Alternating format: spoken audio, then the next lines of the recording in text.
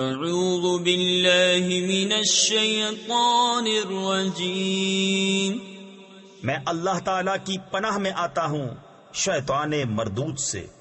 بسم اللہ الرحمن الرحیم، اللہ کے نام سے شروع جو نہایت مہربان رحم والا۔ والفجر ولیال عشر، اس صبح کی قسم اور 10 راتوں کی۔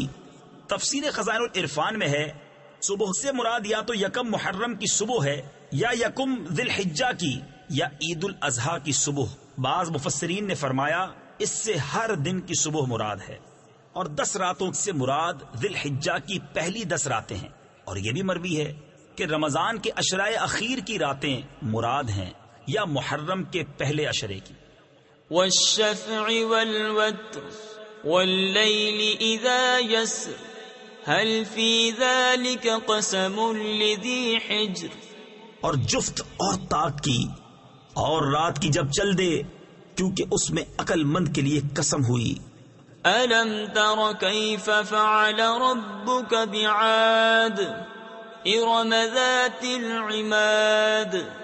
التي لم يخلق مثلها في البلاد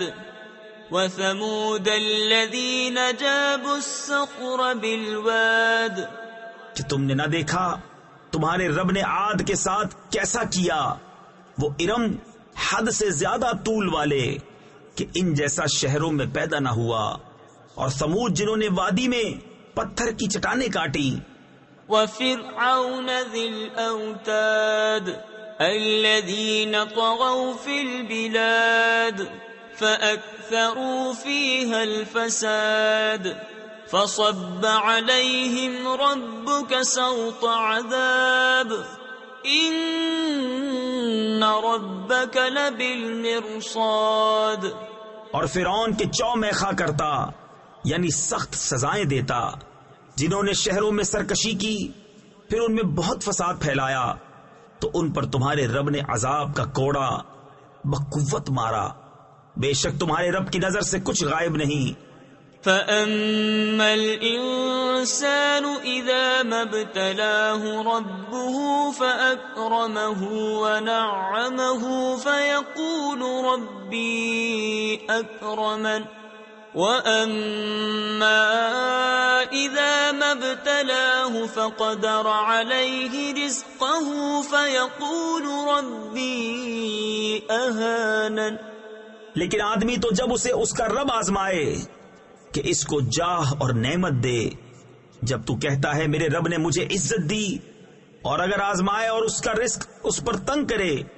تو کہتا ہے میرے رب نے مجھے خوار کیا۔ كلا بل لا تكرمون اليتيم ولا تحاضون على طعام المسكين وتأكلون التراث أكلا لما وتحبون المال حبا جما، یوں نہیں بلکہ تم یتیم کی عزت نہیں کرتے اور آپس میں ایک دوسرے کو مسکین کے کھلانے کی رغبت نہیں دیتے، اور میراث کا مال ہپ ہپ کھاتے ہو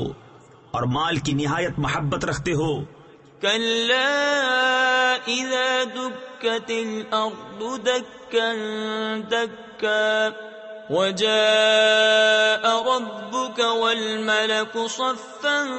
صفا وجيء يومئذ بجهنم يومئذ يتذكر الإنسان وأنى له الذكرى، ہاں ہاں، جب زمین ٹکرا کر پاش پاش کر دی جائے اور تمہارے رب کا حکم آئے اور فرشتے کتار کتار اور اس دن جہنم لائی جائے، اس دن آدمی سوچے گا، اور اب اسے سوچنے کا وقت کہاں۔ يقول يا ليتني قدمت لحياتي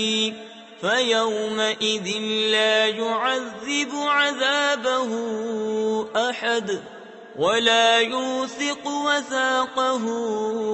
أحد، کہے گا ہائے کسی طرح میں نے جیتے جی نیکی آگے بھیجی ہوتی تو اس دن اس کا سا عذاب کوئی نہیں کرتا